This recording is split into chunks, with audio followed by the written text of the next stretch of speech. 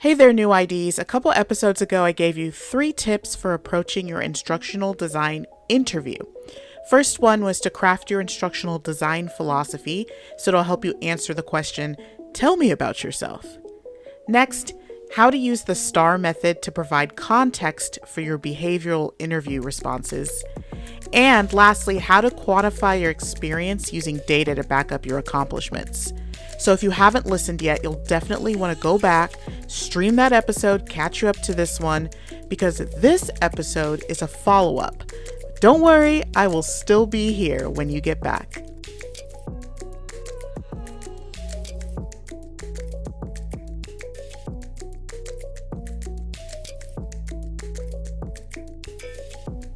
Welcome back to I'm New Here, a podcast for new instructional designers and e-learning developers.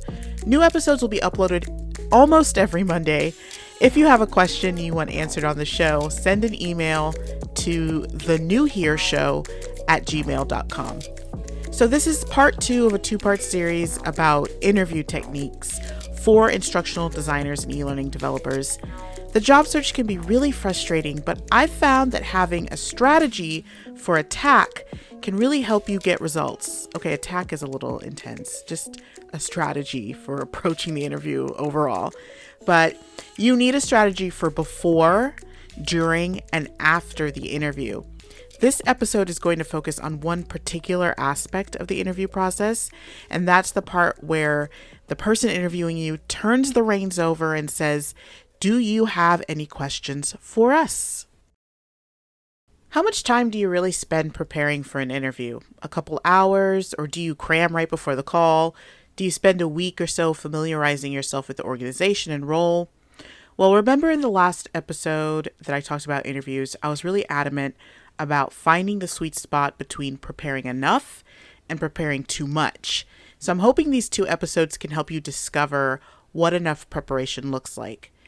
Going into the interview with a set of questions to ask looks great for a few reasons. 1, you look truly interested in having a conversation with the interviewer instead of just an interrogation.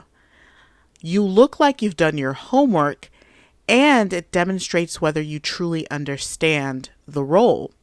So I'm going to walk you through 3 types of questions to ask your interviewer and explain why you should ask them and what information you can collect about the job, the culture, and even the very person interviewing you based on how they respond to your questions. So it is your turn to interview the company. Really take advantage of this opportunity. Before we get into the types of questions to ask, remember, you don't always have to wait until the end of an interview to ask a question. I think a lot of times we forget that the interview should be conversational, not just a one-way interview. Really talk to your interviewer.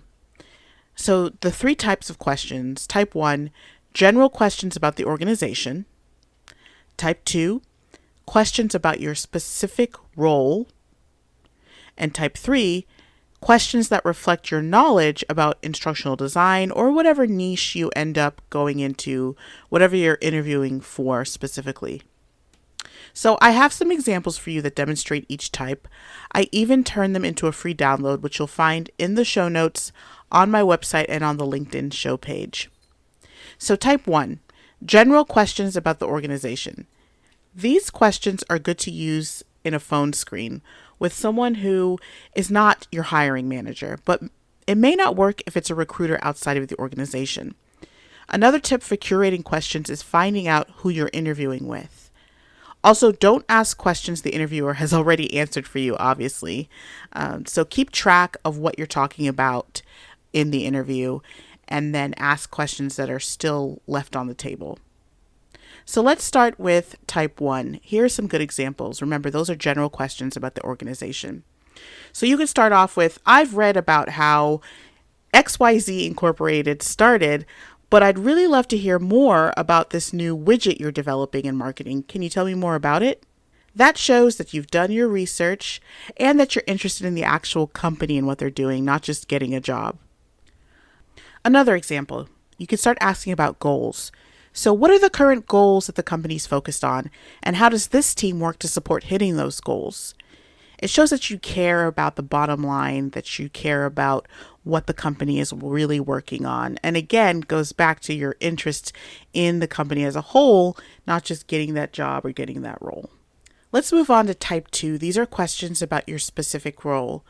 Now, these questions are important for you so you can find out more about the team you might be joining. Go ahead and ask right off the bat, can you tell me more about the team I'll be working with? The kind of personalities on the team or the different roles on the team. I think that's really important to find out. Are there multiple instructional designers or am I the only one? Also, ask if it's a new role or if it's an existing one. If it's new, why was it created? If it's existing, am I replacing someone? Those are some good tips, some good info to have. Also, what makes someone successful on your team and how is it measured? It's really good to know upfront how your team sets you up for success and the types of things they're looking at to make sure that you are a good fit. So type 3. These questions are going to really reflect your knowledge about instructional design. And this is especially good for maybe newer IDs who don't have a lot of work experience. So they kind of have to prove more of their knowledge on the front end. So try some questions like this. How do learning experiences differ here compared to other companies you've worked for? What's the team's preferred design process? So that's more around like, what are the steps to kick off a project and complete a project? And also, one I like to ask is, how do you aggregate data from your users?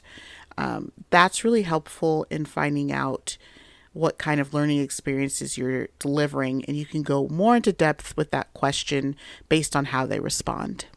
So there you have it, 3 examples of types of questions that you can ask at the end of your interview or over the course of your interview. You don't have to wait until the end. But what I really want you to get out of this is how important it is to have good questions lined up for your interviewer. Never, ever let that opportunity go by without asking.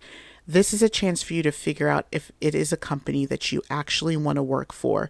So you don't end up in a situation where you're past your 90-day probationary period and you're miserable. Up next are our resources and homework assignment. Some resources to help you in your next instructional design interview. I created an interview question guide, like I mentioned at the top of the episode, that you can download right now on nylalxd.com. The link will also be available in the show notes. And I'll also link some of my other favorite resources where I got these tips. I've accumulated all this knowledge from a lot of trial and error of my own interviews. I'm even still working on some of these practices, but I think I've got a good strategy. I've just got to implement them. So the resources I'm going to share with you are just years of curating all this info. So definitely go check that out. And this week's homework assignment is really simple. Simply log into LinkedIn, especially if you haven't done that in a long time, and either post about wanting to talk to an ID hiring manager or connect with one and private message them, and then ask for an exploratory interview. You could just say you want to ask them a few questions in turn for a gift card for a cup of coffee or something else, just so you can get an idea of what they're looking for. I saw someone make a post like this last week and I thought, you know what? That's the way to do it. Sometimes you just have to ask. And LinkedIn is such a great community, especially L&D LinkedIn, that I'm sure you'll find the info that you're looking for. And you can get kind of an insider's view of what an ID interview looks like. All right, folks, we did it. We got to the end of yet another episode. I spent the last few minutes showing you how to take advantage of the question portion of an interview. If you're strategic, you can use this time to show off your skills one last time and find out if the job is a right fit for you. If you like the show and you want to know more, check out nylalxd.com/I'm new here. I have show notes for you there, links to everything I talked about in this episode and more. If you're a regular listener and you're digging what I do here, please leave me a review on Apple Podcasts. I would really appreciate it. And let me know if you're still liking the micro episode format. Also, Spotify has really stepped up their podcast game. So check me out over there too, and anywhere else you download your podcasts. Remember, I'm all over socials, Instagram, Twitter, Facebook as Nyla LXD, and on LinkedIn too. Just search Nyla Spooner. One last thing, I will be wrapping up season 1 of the podcast fairly soon. I know. Just a few more episodes before I take some time to prepare for season 2. And I have plans for the podcast to evolve in the same way our careers should be evolving. So this first season was really about spending time nailing down the basics. And next season, we're going to be intentional about moving our careers from entry level to that next level. But more on that in the season finale episode.